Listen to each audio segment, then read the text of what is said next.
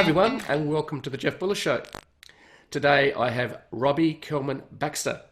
Now she's got one of those double-barreled names, and I had to make sure I got it right. So I have a strange last name as well. So I used to get called all sorts of names in the schoolyard, but luckily I survived that. So Jeff Bullis was a name that could be easily transferred into all sorts of things. But enough about me, Robbie. Let's tell a little bit about what you're about. So Robbie's the founder of Peninsula Strategies, which is a management consulting firm. She's the author of her original best-selling book, The Membership Economy, and we'll have a little bit of a chat about that, and that's sitting over there apparently. Robbie's very delightfully placed the books behind us so we can't forget what she's written.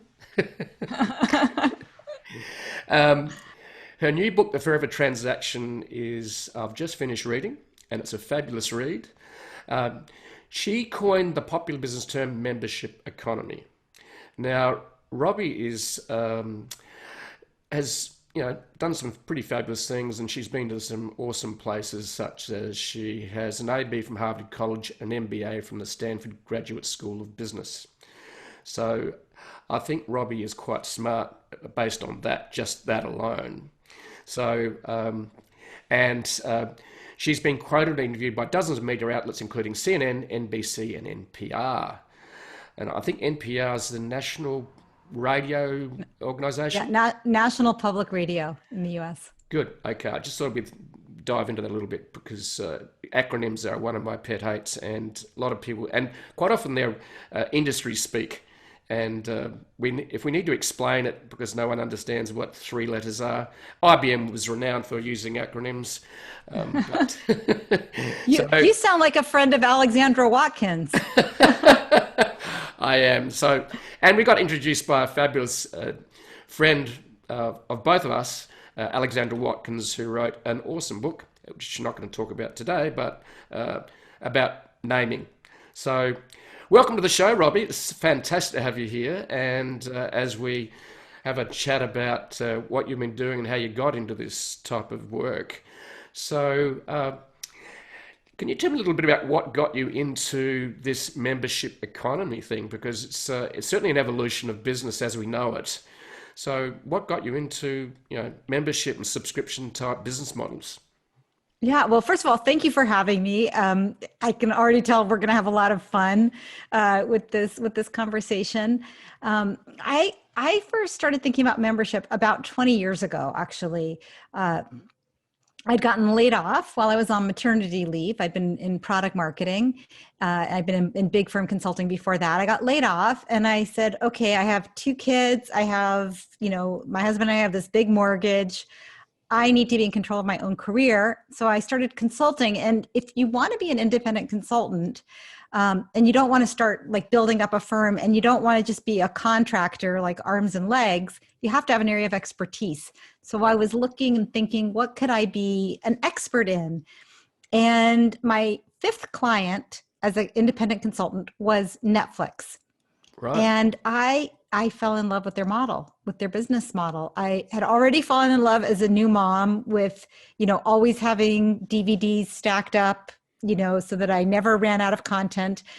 And, that was back in the DVDs in the red mailing envelopes, yeah. If people remember. But when I started to work with them as a consultant, I fell in love with their business model and this concept of what I've come to call a forever promise, where they said, for anyone who subscribes, in exchange for their subscription, they're going to get a broad selection of professionally created content delivered in the most efficient way possible with cost certainty. And, 20 years ago, that was 3 DVDs out at a time. And those DVDs had content that belonged to someone else. Today, they do that with streaming and the content is proprietary, but it's still that same promise that they're delivering on. And, back then when I saw this, I just fell in love with that model, this idea of focusing on doing one thing, having it really align well with the customer's goal rather than any particular product. And as I was falling in love with it, everybody else was too. And so I started getting calls from people who were saying, hey, we want to be the Netflix of news, of software, of music, of dental pain management products, of bicycles, you name it. And somebody wanted to build a membership around it and wanted to slap some subscription pricing on top. And so I kind of followed that path and started developing frameworks and seeing what these organizations had in common and what was different or unique to each one of them. And eventually that led to me focusing completely in this space, writing lots of books and articles and creating a lot of frameworks to help other people that were trying to do the same thing. Yeah, so the Netflix model is fascinating. And they've moved from physical products to digital streaming products. The thing that I certainly was watching with interest was how they were going to pivot out of using other people's content, because at some stage that was going to get pulled. And we've seen exactly that, haven't we, with the likes of Disney, the likes of other big platforms saying, you're not going to use our content because we're building a streaming platform as well. So Netflix has started creating their own content over the last few years, and they own their content, so they don't have to worry about rights. The number I've heard is that they are spending about $16 billion a year creating new content. That's phenomenal. So what can you tell us about this pivot? Because you must have been watching it very closely over time. Netflix changed both, and they've evolved, they've continued to evolve. So I'd be interested in your insights around Netflix pivoting, number one, to a digital platform where they were using other people's content, and then to a digital platform and building their own content. I'd be interested in your insights around that. Yeah, so those are two really big pivots and two big strategic decisions that they made. So the first one around digital, moving from the 3 DVDs out at a time to streaming it to wherever you would enjoy watching your programming, whether it's, on your little phone or on your big screen smart TV, through your kids' gaming console or, direct through the pipe. The goal has always been to make it as easy as possible. And when they launched, the way to make it as easy as possible was the DVDs by mail, which was completely revolutionary and, very hard to explain to my in-laws and, friends when I was trying to explain what kind of work I was doing. And, the DVDs, no, you don't go to a store. There is no store. They just mail them to you, and you keep a list online and they call it a queue and they just send them to you. That was, really cutting edge. But even as they were doing that, they were thinking about what is the most efficient way going to be in the future. So they were experimenting with downloads, with streaming, with time downloads, all different ways of thinking about what's the way to kind of replicate a rental or access rather than ownership, but doing it digitally rather than through the DVDs. And so they had been experimenting all the way through, even back when I was working with them in 2001, 2002, 2003, thinking about these ideas. And I think that's a really important idea if you're doing a subscription, that even if you have happy customers today, you have to be looking out on the horizon, using your telescope as well as your microscope to look at your customers' needs today, but to also look way out into the future and say, where is this business going? What is technology going to allow me to do? And how do I stay a little in front of my customers so that if they ever look around and see what the best practices are today, they'll say, oh, this company that I have a subscription to has kept up. They're current. You can be a subscriber to Netflix for 14 years and never look up. And one day look up and say, oh yeah, they're totally, what they have is exactly the latest and greatest. They haven't, a lot of subscriptions fall behind. Like if you think about your gym membership, where they have old equipment and you go to a new gym one day and you're like, wait, why am I a member of that gym where everything's old? I guess I just wasn't aware of it. So Netflix has been great on the technology side. And then in terms of the creating their own content, that was an issue, pretty early on. When they first started, their revenue and their market share was so small that it was irrelevant for the content creators. In fact, they thought it was just a nice additional revenue stream. And when those contracts came up for renewal, by that point, which was, I think, like 7 or 8 years ago now, those companies, they hadn't quite gotten to the point of streaming their own content and having their own subscriptions yet, but they recognized that Netflix was eating into their revenue and into their distribution. So people were waiting for the movie to come out on Netflix and not going to the movie theaters anymore, or not watching it on TV anymore and waiting for the Netflix. And that was when they stopped with this, they changed their terms. They started charging a lot more for that same content. And that was right around the time when Netflix raised their prices and introduced Quickster and had that whole debacle where they had 2 products. One was streaming content, one was 3 DVDs out at a time. And, they were just trying to respond, I think, this is my opinion now, to the fact that their content creators had raised the prices on them and they had to recoup that additional expense from the subscribers. Yeah, it's and they were being watched by the suppliers of the content as well. And we've now seen Amazon launch Amazon Prime. We've seen Disney launch their own channel. I think, what are some of the others in the space that they're competing with now? Oh yeah, it's crazy now because, for many, many years that providing professionally created content with cost certainty in the most efficient way possible, that was groundbreaking. But now, there's Amazon Prime, there's Disney Plus, there's Apple Plus, and those are kind of the big ones. But then there's also a lot of thinner slice over, they call them OTT, over the top streaming content providers, everything from Crunchyroll, which is, I think, Japanese anime, to A&E Networks has History and Crime. And they have special subscriptions for each of their narrow slice categories. There's, you can subscribe to almost any kind of streaming content. So they really have to make sure that they're offering, that they continue to own that direct relationship with the subscriber, and that their content stays broad enough and relevant enough that people don't switch out to one of the other offerings. Yeah, it's one of the things you mentioned in your book was to think global. And when you've got a digital product and it can be delivered via the internet and the web, going global is a way of thinking that a lot of businesses don't. They go, I'm in the USA, I'm in Australia, I'm just going to target that market. And you're going, well, you need to think a lot bigger than that because it's global. It's very interesting in that streaming space. In Australia, we've had a few what we call local streaming companies, called Stan is one of them. And I'd be interested in your thoughts on, and it was mentioned in your book about thinking global rather than local. I'd be interested in your thoughts on that. Yeah, well, it's an interesting question because, of course, every market globally is aware of Netflix coming into their market. Yep. So Netflix is now available virtually everywhere. But for local players, in addition to taking on your own, providing content for your own local audience, you suddenly have the opportunity to make that content available globally too.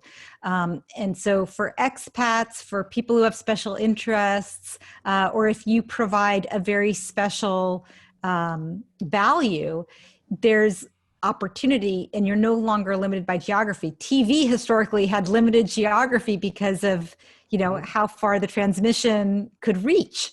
And now your reach is global. So what I advise organizations to do when they're moving to subscription and when they're moving to digital is take a step back and say, whose problem are we solving, or who has the goal that we can help them achieve with our offering, whether that's, streaming content, which we've been talking about, or let's say news, or education, right? If you can provide people with expertise on how to build a content marketing business or a strategy consulting business or how to create podcasts or whatever it is, you're no longer limited by your geography. So organizations need to think about that. and think about who their audience really is and whether that audience is limited by geography or more by need state or interests or goals. Yeah, and that whole global versus local becomes a challenge in the sense that some countries, there's different languages, there's creating subtitles, there's different cultures have different requirements in terms of content. So there's obviously still a lot of room for local content. The other thing that interests me also is, and you brought up the word gyms, okay, fitness. Now, the whole fitness industry, the gym industry, I've heard some numbers coming out of the US that they believe that 50% of the gyms will basically be in liquidation and bankrupt in the next 12 months. Now, there's a subscription model for gyms now. And Peloton is the perfect example of that. I don't know what the current valuation is, but it's in the billions of dollars. And they also supply hardware as well as provide a subscription model. I'd be interested in your thoughts on Peloton and its disruption. Also, there's some competing companies that are stepping into that space as well. I'd be interested in what you think about Peloton. Yeah. So first of all, full disclosure, I am a happy Peloton owner and subscriber. We have a bike in our garage, which has been great during this whole pandemic. They've done a bunch. So first of all, to answer your point, your excellent point about the demise of many gyms, we go to gyms to get and stay fit, and that's really the kind of core, forever promise of a gym. But a lot of gyms then fall in love with their own product, which is the physical plant, the classes, and so on. And they forget what is the reason that people came in the first place. The reason they came in the first place is to get and stay fit. And technology is creating all kinds of new ways for us to get and stay fit that offer additional benefits. And so, for example, with Peloton, we originally bought our Peloton because my husband doesn't like going to a gym. He's a very polite, quiet person. He doesn't want to hover over a machine like I do to force the other person to get off, and so he would, go to the gym and the only machine open would be like the neck machine, and he'd come home with a really strong neck, but, couldn't get on any of the cardio or what have you. And so the Peloton was a way for him to get and stay fit without dealing with the crowds at the gym. But then for me, I found that I loved the Peloton because it saved time. I didn't have to, my gym was a half an hour away, including the getting into your car and the parking and all of that. It took me a half an hour each way. And suddenly I was able to do a 45-minute workout in 47 minutes instead of a 45-minute workout in about 2 hours with the changing your clothes and all of those things. So Peloton is repackaging a way for you to get and stay fit that solves problems that were frustrating to people. What's also interesting, of course, about their model is it's not just the video fitness classes, it's also the physical, you get the bike has a tablet attached to it. The tablet streams you live classes where the instructor can actually tell that you're there and recognize you, hey, Robbie, ride 100, congratulations. But it really, and they can create community with that. So I can actually ride, if you and I both have Pelotons, we can ride together and we can talk to each other while we're on the same ride. We can compete against each other. We can challenge each other. So it's a new way of creating all the same things that you used to get from a gym, but in a way that might be more efficient or require less confrontation.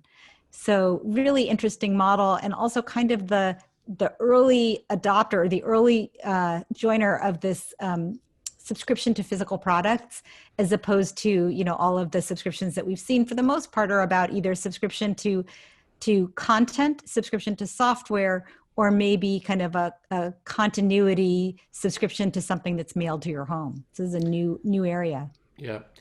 And one of the terms you mentioned was removing friction. Both you see that with Netflix. They make it easy for you to, one, join, and two, continue to stay. How did Peloton remove their friction, you think? Yeah, that's such a good question, because there's a lot of friction to getting a Peloton, right? You have to make, you have to make a decision to buy a bike, which is $2,400 or $2,500. So it's not trivial. It's an expensive bike. It's more expensive than other treadmills and recumbent, or what do you call them? Stationary bikes. Yep. So you have to make that decision. Then you have to find a place for it. It is gigantic, right? So you have to find a place for it in your home. So that's more friction. But then once you've gotten over that friction, it's actually quite hard to get out of it, because you're required to buy a year of the subscription to the classes, to the online subscription. And that's enough time for you to make it a habit, right? Because you're like, okay, I just spent $2,500 plus another $1,000, or not quite that much, $800 on the subscription. I guess I better just ride it. So for a lot of people, it forces them. It's like, I'm putting all this money out and I'm making this effort so that I'll be sure that I continue to ride. So it's interesting. It's kind of counterintuitive, but sometimes a little friction is really good for forcing somebody to commit, and for only bringing along the people that really understand the value and are ready to engage. The other side of that is that if you want people to stay, you have to invest in the onboarding process, which they do really well with, helping you connect to your friends, helping you find that first class, welcoming you on, all of that, which helps you make Peloton or whatever subscription part of your regular habits. And they've done a great job of doing that. The other thing that has worked in their favor is what's happened in the last 6 to 9 months. So Peloton have been around a while now. How long have they been around for? 3 or 4 years, is it? 3 or 4 years. Yeah, I've been a member for 3 years. I think four years. Yeah. So I heard about it initially from Tim Ferriss, because he was one of theirs. They sponsor his podcast. So I heard about them from Tim. And they got the timing right in terms of still being around after 3 or 4 years to ride. That's almost a dad joke. To ride. to ride the opportunity. I got it. So I think they're up. I think turnover's up 70-80%, something ridiculous. So right product, right time, right business model as well. So, but let's see what happens in the next 12 months as things hopefully go back to what was the normal. So what do you think is going to happen over the next 12 months? Well, it's such an interesting question. So what we've learned in COVID times is that subscription models are really resilient business models. People don't cancel subscriptions the way that they stop buying things that they were buying episodically. So we're seeing, in the first few months of COVID, the number of members on various subscriptions, according to Zuora, is one of the leading subscription billing platforms, their customers that were using that platform were reporting membership staying flat or increasing 89% of all of their customers. So all of their customers are subscription-based businesses, and 89% of them were either growing or flat in the first 3 months of COVID, which is crazy. It's just a really resilient business model. The other thing that's happened is people have been forced to adopt new habits during this time. So as an example, my mom used to go to her yoga classes in person. She did Bikram yoga, the hot sweaty yoga. And she can't do that anymore. So now she's streaming her classes into her bathroom, which she's made into, she calls it her studio now. And she has an electric blanket on the floor. She has a space heater on the counter. She turns on the shower. She gets some steam going. And then she puts down her mat on the electric blanket and she does her yoga. And so she has a subscription to, she has a digital subscription to her gym. And she says, even if things go back to normal, I love doing it in my bathroom because the heat is always exactly how I like it. There's nobody sweating on my mat, standing too close. And like me, she's like, I'm in and out, it's a 90-minute class. She's like, it takes me 94 minutes. I'm in and out. It's not like a 3-hour extravaganza like it used to be. So I think people are changing their habits right now. And we have an opportunity where people are looking to digital solutions And we're getting over that friction hump where people are saying, well, I don't want to learn how to use streaming to do my workout. I like my mom was like, I would never have done it otherwise, but I was forced to. A lot of people are forced to learn how to use Zoom. And now that we know how to use it, it's unlikely that we're going to stop. Yeah, it's the business model is certainly very sticky, and that comes down to the Yoga Vikram model as well. I'm I'm curious. I'm curious about how she keeps her iPad with it from steaming up in the bathroom. I know. Well, I'll have to ask her. Can you ask her that? Because I'm curious because surely the iPad would, maybe it just warms up. So, but any rate, it's. That raises the next little area that I wanted to chat with you. And we chatted about it, Reese, before we got on, hit the record button here. And it is a very sticky business model in that, and it's one of my pet hates about subscription. So I have a love-hate relationship with subscription models. I think they're a great business model. On the other hand, try and remove yourself from an Apple subscription. Good luck with that. You've got to somehow get into... Where do you find it? Is it iTunes somewhere? Yeah, you have to go back into your settings and you have to go to your subscription settings, and then it has a list of things that you've subscribed to. But you have to know to do that. You have to go into your settings for the App Store. Honestly, it's funny because in that case, I'm not sure that Apple wanted to hide it. Did it deliberately? I just think that they didn't. I wonder if they just didn't think it through. But a lot of businesses hide the cancel button as part of their business strategy, where they're like, I've actually had CEOs say to me with pride, we found by adding 2 or 3 more steps to our cancellation process that we can gain an extra month or 2 of revenue, bringing up our revenue by 8% or 12% or whatever it is, as if that's good strategy. Like basically, by hiding the exit, people stay longer.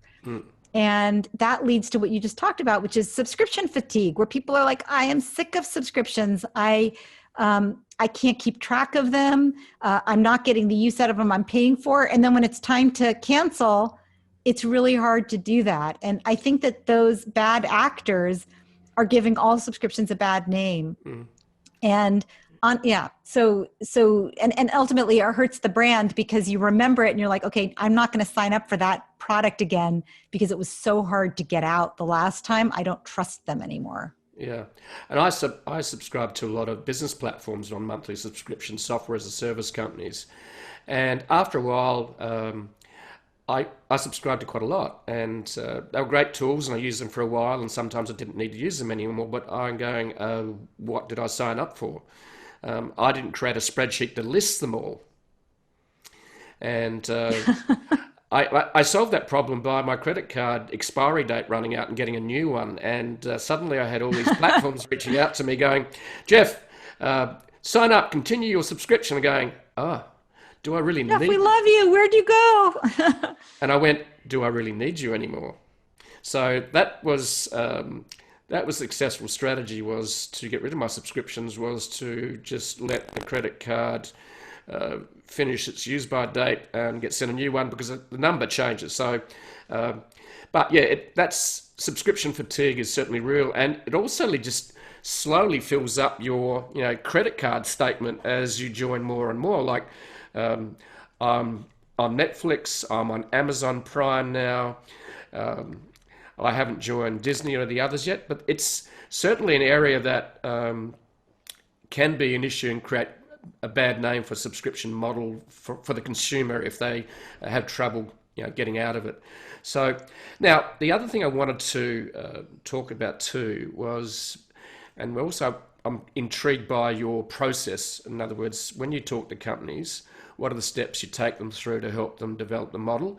Now, I read the book and it's got a lot of detail in it. We're not going to go into all that, but I want to talk about the concepts. But we'll do that in a minute.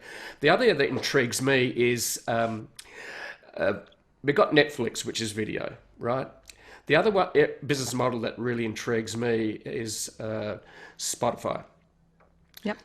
Spotify has just sort of in the last 12 to 18 months gone away from just talking about being a music channel to an audio-only platform. And they've done some interesting moves, and especially in the podcasting space. They just signed up Joe Rogan I think it was this year, one of the world's top podcasters, who also has a YouTube channel. And they bought the rights and licensed it, I think, for several years for $100 million.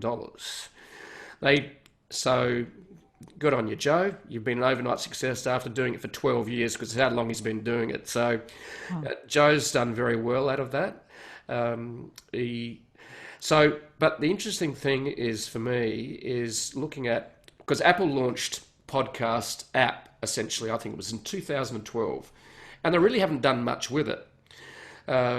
Spotify have sort of okay, so let's take podcasting and audio to a whole new level, subscription model, and they've invested $500 million in both producers of content, which includes not only as corporate podcasts, also narrative podcasts, which then can be used both on video as well as audio. But I'm really intrigued by what you think about Spotify's move, or Spotify's evolution in the audio-only space and subscription, if you've got some insights on that. Yeah, well, if you think about, maybe I can try to even answer the two questions at once by saying the first step of building a good subscription is seeing what problem you're solving and for whom, or what goal you're helping that group to achieve. So if Spotify frames that as how people listen, what people want to listen to, what's audio only, it opens up a whole new world for them. And it makes sense, because you're like, a lot of times we listen to music, listen to podcasts for the same reason, which is I need to use my eyes for something else, right? Or I need to use my hands for something else, and I can't watch at the same time. So it's like I'm cooking, I'm driving, I'm on a run, and sometimes I listen to music, sometimes I listen to podcasts. So that makes sense. And investing in a big name title, the Joe Rogan show in that case, is a way of signaling to people that you're there and you're there to stay, and getting a whole bunch of people to give it a try. So it's great for trial. And something that Spotify has been really great at since the very beginning, and I've written quite a lot on this, is getting their footprint, changing people's habits. First, they wanted to change your habit to get you to use Spotify as a way to listen to music, which of course we all do now. But 5 years ago, that was a really novel approach to music. We all had, we owned our music. And now most people, like my kids, don't own any music. They just listen to what they want on Spotify.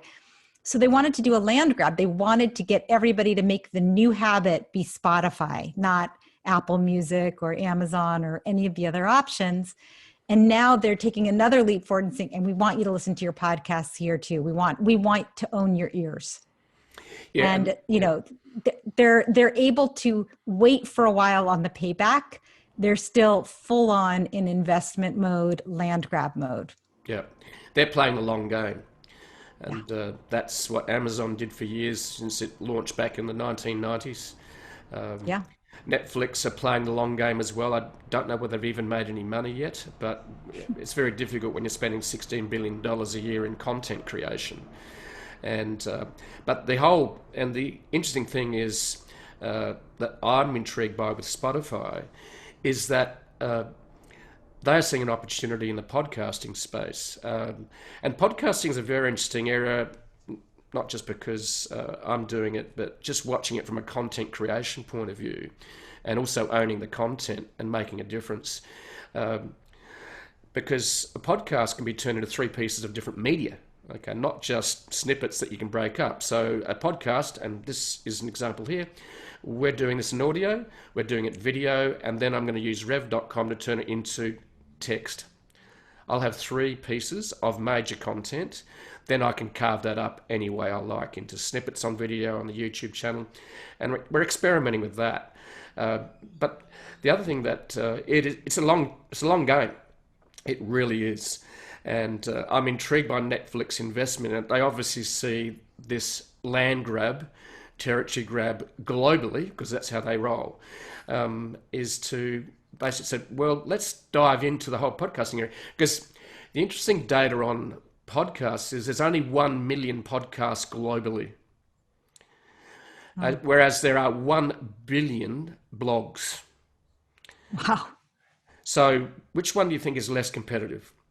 So I'm intrigued by that on that basis, as well as the ability to take one event, such as we're doing right here, right now, and turn it into 3 different media. And then I can then turn it into maybe 12 or 20 different pieces of content from that. But the other thing that interests me too is content creation, because I live in the content space and I'm essentially a niche publisher. So what is your observation of niche publishers and the forever transaction, and also the forever, and you use the term to the forever promise, but let's go back to the question I should be asking before I just go down rabbit hole after rabbit hole. What do you think about niche publishers and the forever transaction model, and how they can maybe apply it? What have you seen in the niche publisher space, or even in the publisher space, such as, even New York Times and others that are creating podcasts as well? Yeah, well, I think it's a great space to be in. Focusing on a particular niche really means I know my customer really well, and I'm only going to create content that they're going to value. And then the next step when you make it into a subscription is to say that they value enough to pay for. And, in the world of news where I spend a fair amount of time, one of the big themes is reader revenue. That's what they call it, reader revenue, which in great part is subscription revenue, meaning that instead of getting their revenue from advertisers who are paying for eyeballs, for impressions, they're going for readers who are paying for content worth paying for. And just the discipline of content worth paying for. I feel like every content creator should charge for their content, just to force themselves to really focus in on what's the content that your customers or your readers really value. But when you get it right, it's such a beautiful model because you learn from your members' behavior. You learn from what they're actually reading and how long they're spending. The metrics for any niche publisher, any content creator really, is frequency, recency, and depth and breadth of usage. So when was the last time they logged in? How often do they log in and check you out? And when they're there, what do they do? How much time do they spend? How many different types of features do they use, or different types of content do they use? And that can guide you forward in terms of what else to create. So it's really a very beautiful model and perfect for subscription. That raises another question, which I'm very curious about, is there's so much content out there. There's so many news providers. And news is one thing, but information education are another. And you operate in a niche, so do I. Americans call it niche, by the way. I call it niche. Sometimes I say niche, depending on Sounds much nicer the way you say it. It depends on whatever country I feel comfortable with that day. So, but there's so much free content. So how do you identify what is premium content? And then you've got to test pricing models, I know, but how do you choose, okay, so I'm going to choose premium content. What sort of premium content sort of niche publisher consider and test? Yeah. So there's a lot of different ways of doing this, but the way that I think makes the most sense, if you want to have subscription revenue, you're basically optimizing everything you do around your reader, your consumer of content, rather than whatever other model you have. And so you want to create every piece of content should be something that they would pay for. And then when you ask what should be free, it's not that this content is lousy, so it's free, and this content is good, so you pay for it. Mm-hmm. It's, we're giving you a taste so that you see how good it is and you want to be part of it. Mm-hmm. That's a free trial, right? I don't know what it tastes like. I don't believe it's as good as you say. I don't understand what you mean when you say it's really optimized for a person like me. Show me what you got. That's, so you give them a taste of the best that you've got, one of your great pieces of premium content. There's also what people call a freemium model, where some content is free forever. And this is where I think a lot of news organizations, for example, give away some content for free forever. Sometimes they say, like, for example, all the COVID content is free. all the health content is free, Yep. but financial news you pay for. Or the other thing that's very popular is to give people an ongoing limited quantity of content. So you get, 10 articles a month, 5 articles a month, 1 article a month. Sometimes it even ratchets down over time, as a way of proving to your audience that they're actually consuming more content than they think they are. Because they're like, I don't want to subscribe because I'm not going to use it very much. And if they keep banging up against that, you looked at 10 pieces of content this month. You've looked at your 10 pieces of content. They're like, okay, fine. I really am using it. But whatever you're giving away for free with your content, you should have a very clear and predictable return on that investment. What is the value you're getting for each piece of free content you put out there? You want to be able to see that, after somebody sees 14 articles, they have a 90% likelihood of converting. Or, in exchange for this free trial, 82% of people convert after the free trial, and 50% of those are still around a year later. Those are the kinds of numbers that will allow you to understand if it's worth it to give away anything for free. And I know you're seeing this too, that a lot of publications and content creators are finding that there's never a good reason to give away free. People know what it tastes like, so they might as well pay. Yeah. And I think one of the ones I've observed doing it very well is Wired magazine. They give you, I think, 5 free pieces of content a month. Then at the end of that, they're going, if you want to view them more, you'll see the top of the headline. If you want to read more, go beyond the 5. It's going to cost you, X. So, yeah, that's interesting in terms of that model, because I certainly exist not in the news space, but in the education information space, value adding to digital entrepreneurs who want to grow their business globally. And that's what the podcast is about. So that's, from a purely selfish reason, I'm really glad you shared that, really. So gives me some ideas. Yeah, I mean, and I would just say that if your content is actually helping people make more money, then you absolutely should be charging for it because they're getting an ROI. Like, it's harder for me to justify an ROI on entertainment content, yes, spending my money to learn about entertainment or to just amuse myself. But to learn things that I can actually apply at work, I can see exactly how they help me grow my business. So yeah, you should definitely be charging for your content. So listeners, watch out. You're going to see some premium content turning up shortly that you might have to pay a little bit for, but we'll bring great value. So anyway, when I read your book, you talked about 3 stages. You talked about launch, you talked about stage 2, scaling, then you talked stage 3, which is leading, and another term for that is optimizing, I think would be appropriate as well. So let's talk about the 3 stages: launch, scale, and lead. Just a quick snapshot of your top insights on those 3.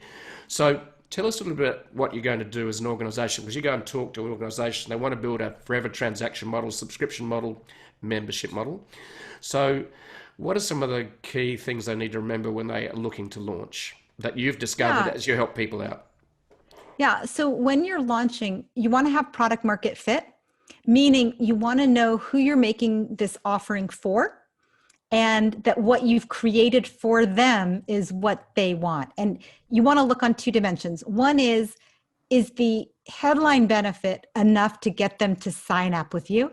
So do they understand your offer, and is there value there that they recognize before they've become a member? And 2, are there engagement benefits that are going to keep them for a long time? Because there's no point in winning someone over to your subscription if they're going to cancel right away. Yep. So once you have that product market fit, where you say, I'm going to do this thing for you and I'm going to do it forever, and people understand it and come for that headline benefit and then continue to get value over time, that's what you need to do before you invest in turning on your loudspeaker and bringing more people in, or in building out your infrastructure, or anything around scaling it. You want to really get that, understand what that promise is you're making to your customer, and be confident that you can deliver on it with the product you've built. So what you're really saying is understand your customer first, and then to continue to offer them that forever promise and deliver on it. Is that correct? Yep, exactly. So number two, scaling. And of course, in business, a lot of us start small businesses that stay small. Some of us are solopreneurs, some have a team, some have bigger organizations. And we now have the technology a lot to scale. Tell us about some of the key things that we should consider if we're going to scale the forever transaction and membership. Yeah, so this is the time where you know that for every dollar you spend on acquiring a new customer, it's going to predictably lead to a big lifetime value. They're going to stay for a long time and keep paying you. So this is the time when you want to put money into acquiring more customers and growing really fast. But it's really important to pay attention to your engagement and retention metrics as much as, if not more than, you look at your acquisition metrics, because the thing that's going to make you successful is how long those people stay and whether that relationship expands over time or contracts over time. Mm-hmm. And so you want to really understand that and balance those two. And you want to make sure that as you grow, you're creating a culture in your organization that's focused on your customers' long-term success rather than focusing on your quarterly revenue. And that's it can be very, very tempting in this phase when you're growing so fast and you're acquiring customers so fast to focus on that quarterly revenue number rather than focusing on that lifetime customer value number, how much each customer is worth. So that's probably the most critical thing in your scaling phase. So the two things to consider in your scaling are, number one, customer acquisition, scale that, and then is focus on your metrics to make sure that you're not churning, so that you're not spending money and burning it at the other end. Now, there's another question I have in the scaling part, the role of technology in terms of, because that's, I think, an important part of scaling. Tell us a little bit about your insights on using technology to help scale as well. Yeah, well, there's good news and bad news on technology. The good news is there are all kinds of SaaS services that you can use for subscription billing, for customer success, for e-commerce, for content management, for digital community. So whatever you can dream up for your subscribers, you can build it with out-of-the-box solutions. So you don't have to be a technologist to run a pretty robust subscription offering. That's the good news. The bad news is it's available to everybody. So there is an explosion of subscription offerings out there that you're kind of competing with. And consumers are weary and they're picky. And they're saying, why aren't you giving me the same experience that Netflix gives me or Amazon gives me or LinkedIn gives me or Spotify gives me?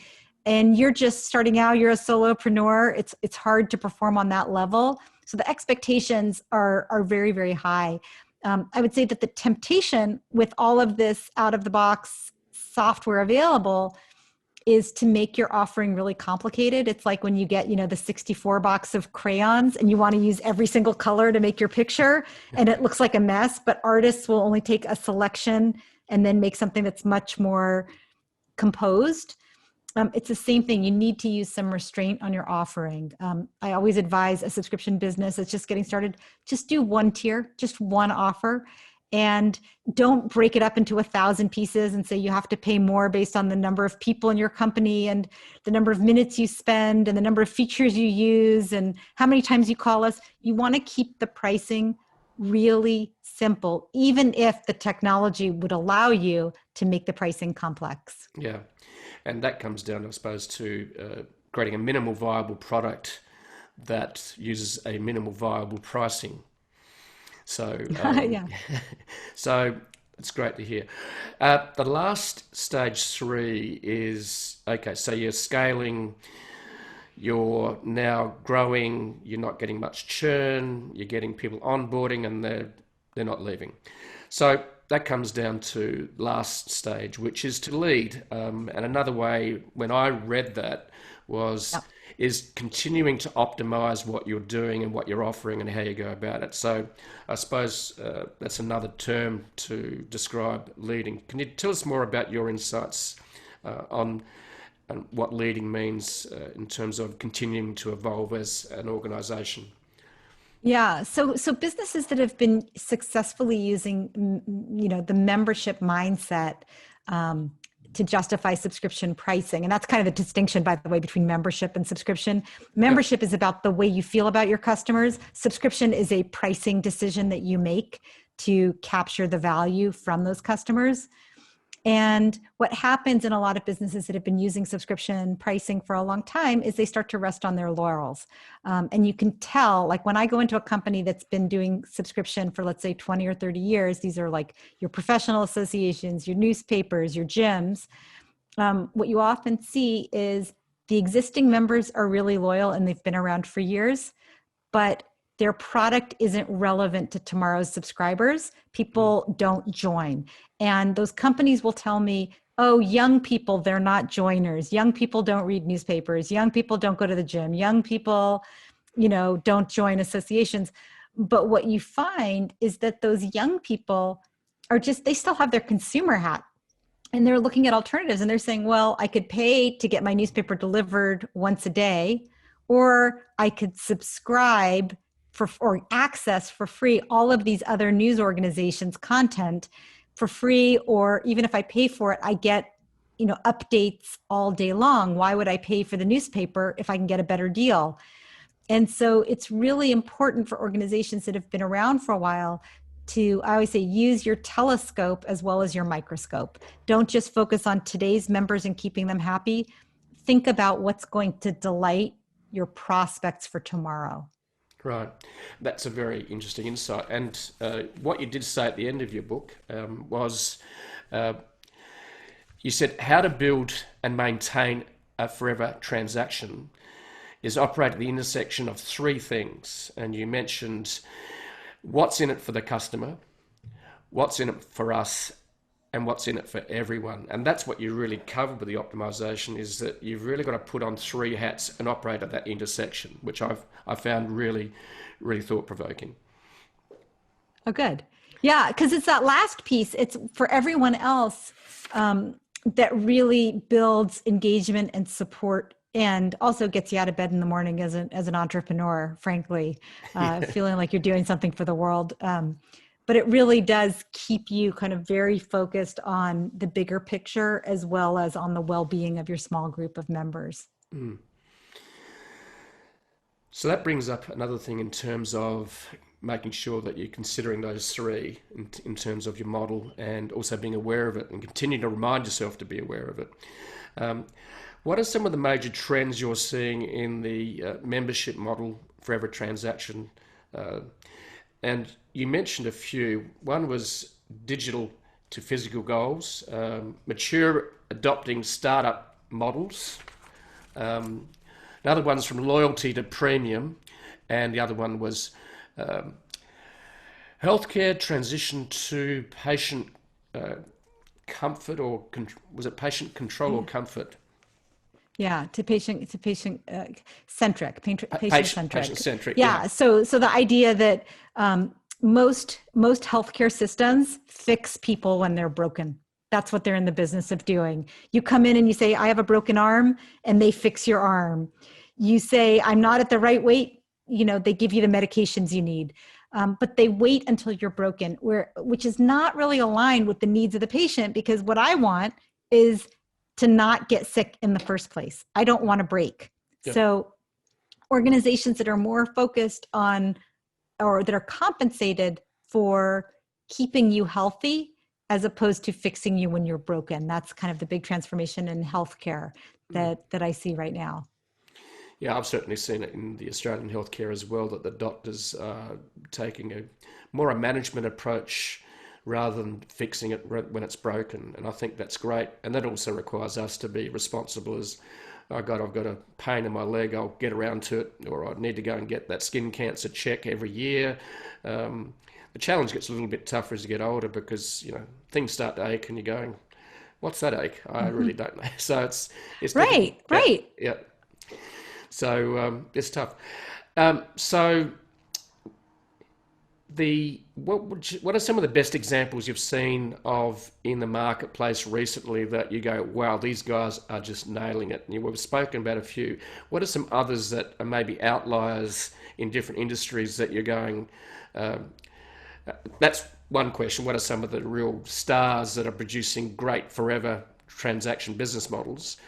And the other one, where do you see some of the opportunities going forward? So let's do the first question first.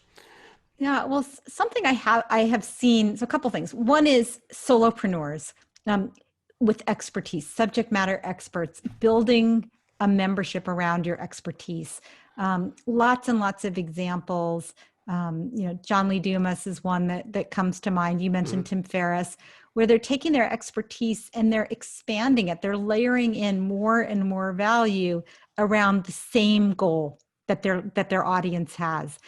Once you have the relationship with the audience, the goal is to layer in more value for them to help them to increase the likelihood that they're going to achieve that goal. So if you're helping people be successful in their careers, there are dozens of ways that you can do that. So you keep layering in more value and focus on the ones that are moving the needle. So I see a lot of growth and possibility there for small business owners, for solopreneurs.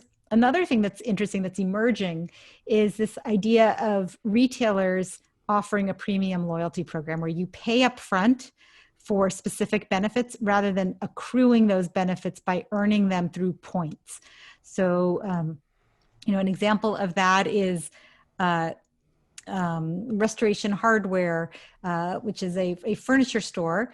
If you pay an upfront fee to become a member, you get access to an interior designer, you get access to borrow the swatches of the different fabrics, and you get a 30% discount on everything in the store. So if you're serious about upgrading your home, this is a great deal. So it's really focused on aligning your goals with their goals, kind of in the model of Amazon Prime, which launched with free shipping, or even Costco, which says you can't even shop with us unless you're a member. That's correct. Yeah, so some of these models have been around a long time, and some, like you said, have rested on their laurels. And I suppose you'd see that all the time. You mentioned loyalty. You've mentioned the other ones were digital and physical, which Peloton seem to have done very, very well, haven't they?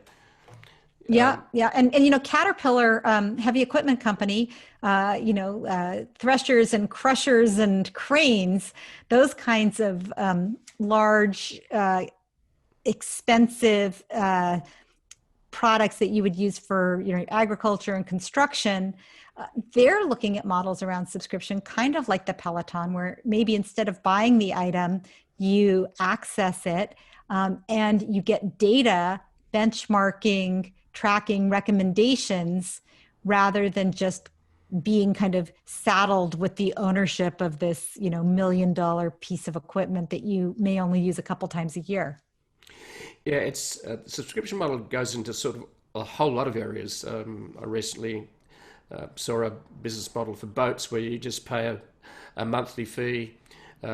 You don't have to worry about putting the boat at the marina. You don't have to worry about maintenance. They have an onboarding fee where they train you how to sail the boat so you don't drive it into another boat, which is a pretty good idea. The other one is that they look after all maintenance, and you just pay. All you have to pay for is the consumable, which is the fuel. So the other one I came across the other day, which was fascinating too, was, and I think some of the big brands, car brands, are looking at it as well, is a subscription model for cars. It's where you get use of a car, you pay a 12-month subscription, and if you go to a premium program, you actually can swap cars as well. Yeah, Porsche has that. Yeah. And many like Porsche, Cadillac, Volvo have all experimented with subscription pricing for cars with slightly different offers. With Volvo, you're subscribing to a single make and model, but it's always a new version and you're not responsible for all the maintenance and care. With Porsche, you're actually getting access to a fleet of cars, so you can drive a Cayenne on the weekend, or a Cayenne during the week, and a convertible on the weekend. So you can actually have a wardrobe of cars. And really what all these subscriptions are doing is repackaging the value, so that you don't have the burdens you don't want. You get the value. So if you want variety and you're willing to pay a premium, you can do that. Or if you want to only have a new car, that's kind of what leasing has always been. You only want to have a new car, and you don't want to have any of the burdens of ownership. You can do that as well. It's just different ways of packaging the value that align better to the needs of the customer. Yeah. And that area, because we all think we own stuff, but in the end, stuff owns us. Yeah. And you just think about a car. You've got to, put fuel in it. You've got to get it maintained. You've got to get insurance. You've got to get it registered. You've got to make sure it's roadworthy every year, it's second year. You've got to store it. You've got to store it. So in the end, stuff ends up owning you. It's not an asset. What we want is experiences, isn't it? Yeah. We want to have the experience of driving a Porsche. What's that? Well, if it's a convertible, it's wind in your hair, it's sun in your face. It's the feeling of freedom, and also going, well, a status symbol as well. It makes me feel good. Makes me look good. Yeah, exactly. So the whole area of the subscription model. Do you think it can apply to almost anything, almost any industry? Yeah. The only places where I think it doesn't apply is any business that doesn't depend on sales and marketing. So if you if you own a fleet of fishing boats and you sell your fish at the market price every day, and there's only one market and there's only one price, you don't really need a subscription, because the customer doesn't have choice. If you're the last gas for 100 miles, and the customer doesn't have a choice, you don't have to build an ongoing relationship with them. You don't need to build trust with them. If you have the patent and the customer doesn't have a choice, again, you don't have to worry about the long-term relationship. But anywhere where your business would benefit by having a trusted long-term relationship with your best customers, that's a place that's ripe for subscriptions. That's a great insight, and I think that's a great place to finish.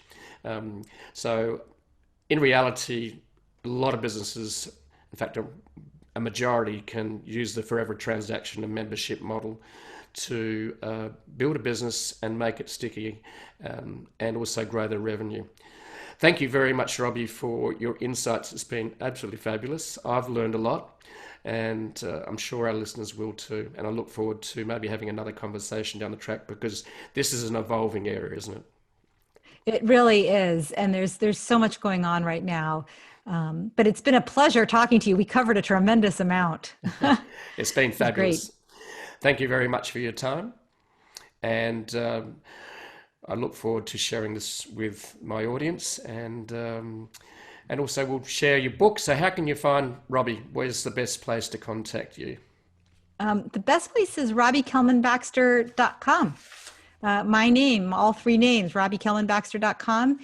You can also find me at the titles of my books, if you type in Forever Transaction or Membership Economy, you'll find me. Awesome. Thank you very much. Pleasure.